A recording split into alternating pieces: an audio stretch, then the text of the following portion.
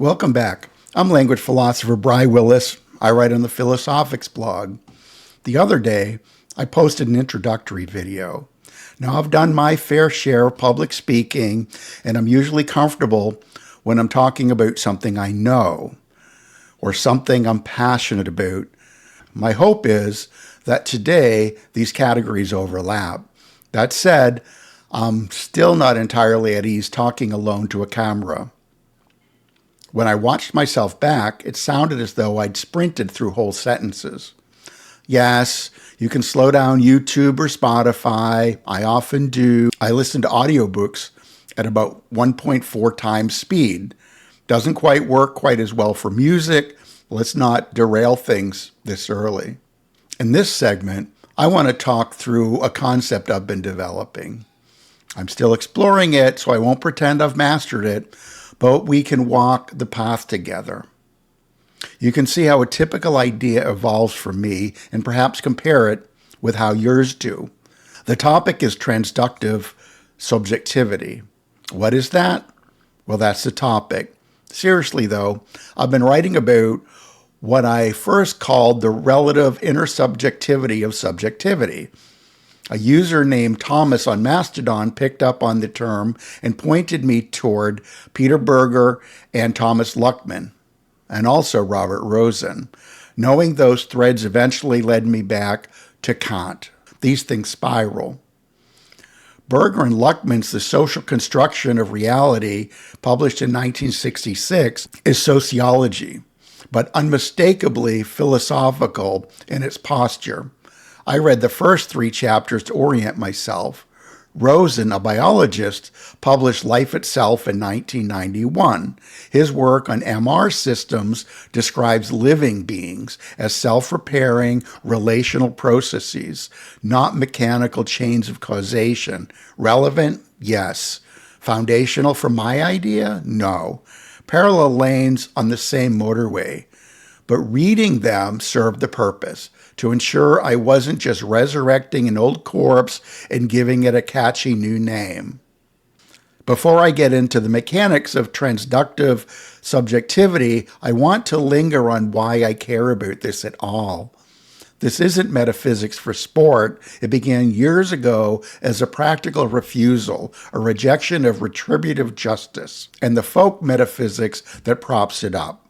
Retributive punishment only makes sense if you assume a continuous diachronic self, some solid, unbroken I stretching neatly across time, carrying its moral passport from childhood to now. But that neat fiction collapses the moment you pay attention to how people actually change. The teenager who committed the crime, the addict who made a catastrophic mistake, the traumatized version of oneself acting from desperation, these are not numerically identical to the modern adult. They're earlier entries in a finite series, separated by real drift. I didn't arrive at this through philosophical heroism. It came from watching the world punish people for the conditions that produced them. The discomfort became inquiry. The inquiry became metaphysical clarity. Yes, Strawson's episodic self is in here. So is Nietzsche's causa sui critique. This is philosophy. We climb onto the shoulders of giants, or at least the sturdy kneecaps of the mid-century ones. So, when I talk about transduction, S naught becoming S sub 1, I'm not indulging a metaphor for fun. I'm describing the structure that makes retributive justice not just cruel, but incoherent. If a person is a process, not a pellet, punishing an imagined continuous core misses the mark entirely. That's why I chase these ideas. They clear away metaphysical clutter that underwrites practices I think we'd be better off abandoning. Right, enough prelude. It started with evil, an arbitrary starting point, but any point in the loop will do. I parsed evil through MEOW GPT and realized readers might need help understanding the framework, so I drafted an explanatory post. That became the rhetoric of evil.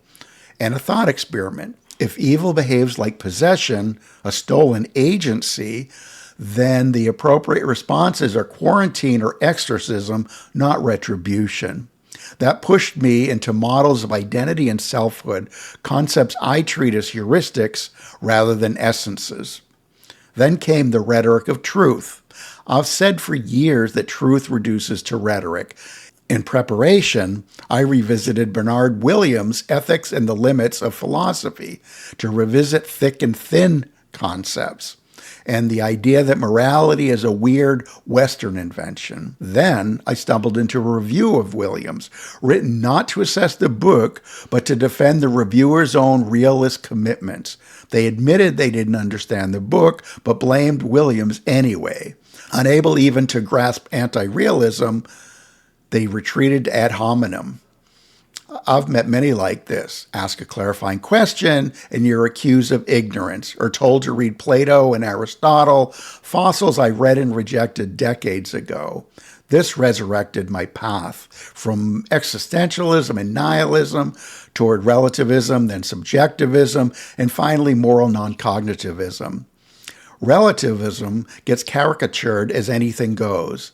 Subjectivists get painted as solipsists. If relativists are suspect, imagine the horror reserved for the moral non-cognitivist. You must be a savage beast. Right, obviously. We're nearly there. I said, morality isn't built on shifting sands. Shifting sands are more stable than human whims. Thomas on Mastodon replied, referencing Berger and Luckman and Rosen. I scanned their work, chatted with Gemini and ChatGPT, and explored the baggage carried by intersubjectivity. Too much baggage for my taste, hence transductive subjectivity. So let's get down to what my core claims, or what the core claims of this thesis are. We start with all perspectives are first person. I can't see through your eyes, you can't see through mine. Simple. Call the initial subject S, or S sub naught, because S sub naught doesn't live in a vacuum. We exist in relational structures, families, languages, institutions, norms. Call these forces R. R acts on S.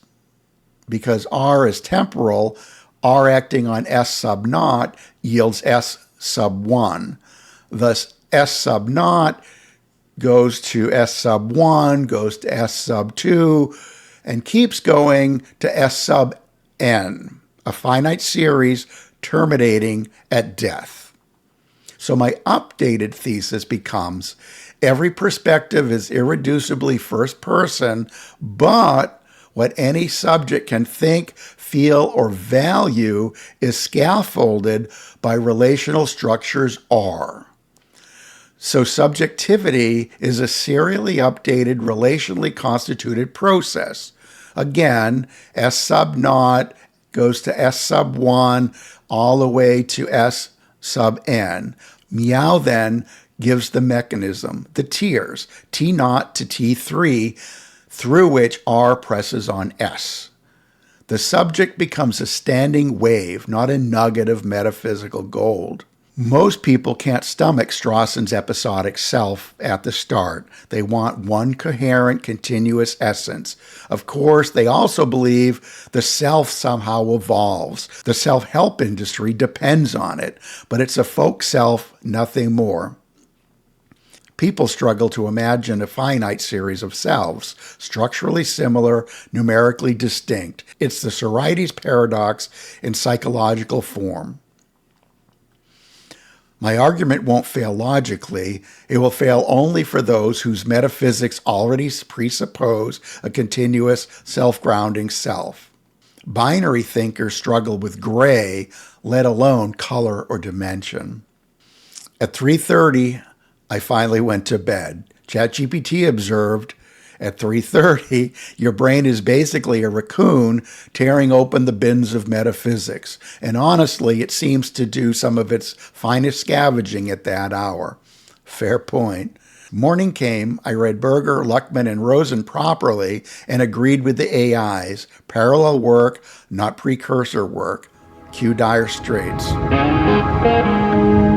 Around then, I started thinking about human exceptionalism. specifically the obsession with stochastic parrots. There's a well-known paper on the dangers of stochastic parrots by Emily Bender. It argues that language models mimic patterns without meaning. This is true, but humans do the same. We just hide our source code behind metaphysics.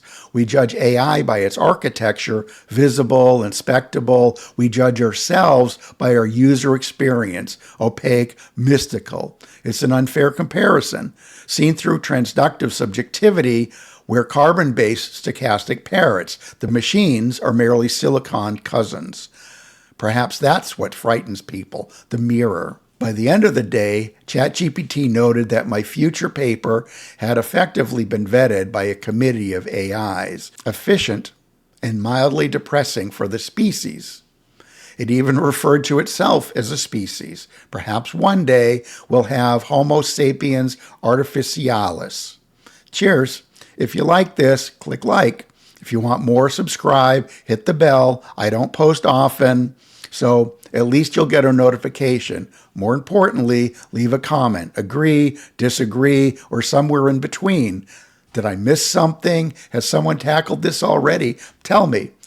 You'll find me at the Philosophics.blog and on Spotify, where you'll mostly hear Notebook LM summaries. And if you need even more me, visit ridleypark.blog for my fiction. In this zero-sum world, if I'm there, I'm not here. I'll close with John Lennon's line. Thank you, and I hope we pass the audition. Ciao.